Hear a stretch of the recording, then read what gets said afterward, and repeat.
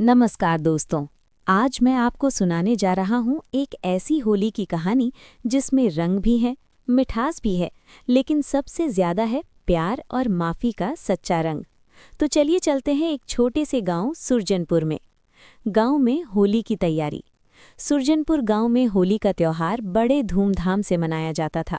होली से एक हफ्ते पहले ही पूरे गांव में चहल पहल शुरू हो जाती। घर घर में औरतें गुजिया, मठरी और नमकीन बना रही थी। बच्चे अपने अपने गुलाल और पिचकारी की तैयारी कर रहे थे। गांव के चौक में लकड़ियां जमा की जा रही थीं ताकि होलिका दहन की तैयारी पूरी हो सके। इसी गांव में दो पक्के दोस्त रहते थे, आरव और मोहन। दोनों साथ स्कूल जाते, साथ खेलते और हर त्योहार साथ मनाते। पिछले साल की होली तो इतनी मज़ेदार थी कि पूरा गांव आज भी याद करता था। आरव ने मोहन को नीले रंग से रंग दिया था और मोहन ने बदले में उसे हरे रंग से सराबोर कर दिया था। लेकिन इस बार कुछ बदल गया था, दोस्ती में दरार। कुछ दिन पहले स्कूल में एक छोटी सी बात पर दोनों में झगड़ा हो गया। आरव ने गुस्से में मोहन से कहा, अब से मैं तुझसे बात नहीं करूंगा। मोहन भी तुनक कर बोला, मुझे भी तेरी दोस्ती की जरूरत नहीं। बस वही छोटी सी बात बड़ी बन गई। दोनों ने एक दूसरे से बात करना बंद कर दिया। होली पास आ रही थी, लेकिन इस बार दोनों के मन में उत्साह नहीं था। आरव छत पर बैठा आसमान देख रहा था। उसे याद आ रहा था कि हर साल वो सबसे पहले मोहन को रंग लगाता था। उधर मोहन भी उदास था। उसकी माँ ने पूछा, क्या हुआ बेटा, इस बार होली का जोश कहाँ गया? मोहन ने धीरे से कहा, कुछ नहीं माँ। लेकिन माँ समझ गई, बात दोस्ती की है। होलिका दहन की रात आई। होली की पूर्व संध्या आ गई। गांव के चौक में होलिका दहन की तैयारी पूरी थी। सभी लोग इकट्ठा हुए। ढोलक बज रही थी, लोग भाग गा रहे थे। पंडित जी ने पूजा करवाई और होलिका में आग लगाई। लपटें आसमान की ओर उठने लगी। गांव के बुजुर्ग दादाजी ने बच्चों को पास बुलाया और बोले, बेटा, होलिका दहन बुराई पर अच्छाई की जीत का प्रतीक है। आज हमें अपने अंदर की बुराई, गुस्सा, अहंकार, ईर्ष्या सब जला देनी चाहिए। ये बात आरव और मोहन दोनों सुन रहे थे।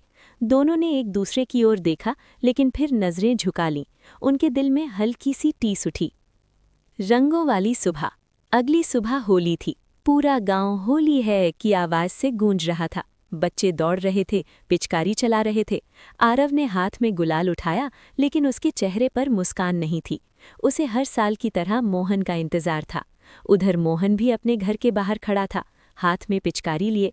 तभी अचानक गांव के कुछ छोटे बच्चे आए और बोले, भैया, आप दोनों हर साल सबसे पहले एक दूसरे को रंग लगाते थे ना, इस बार क्या हुआ? दोनों चुप रहे। तभी अचानक मोहन आगे बढ़ा। उसने धीरे से कहा, आरव, अगर मेरी वजह से तुझे बुरा लगा हो तो माफ कर दे। आरव की आंखें भर आईं।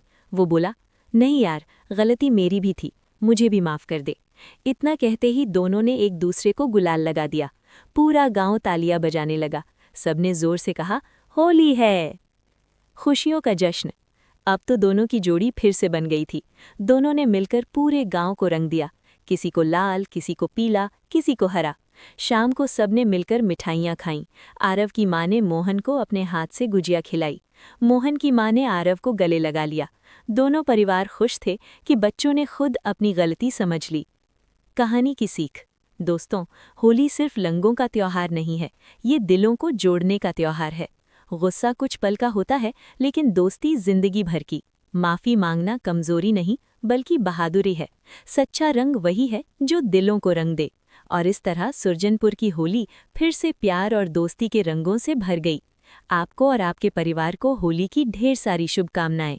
अगर आपको हमारी कहानियाँ पसंद आई हों तो लाइक करें, शेयर करें और ऐसी ही प्यारी सीख देने वाली कहानियों के लिए हिंदी मनपसंद कहानियाँ चैनल को सब्सक्राइब जरूर करें।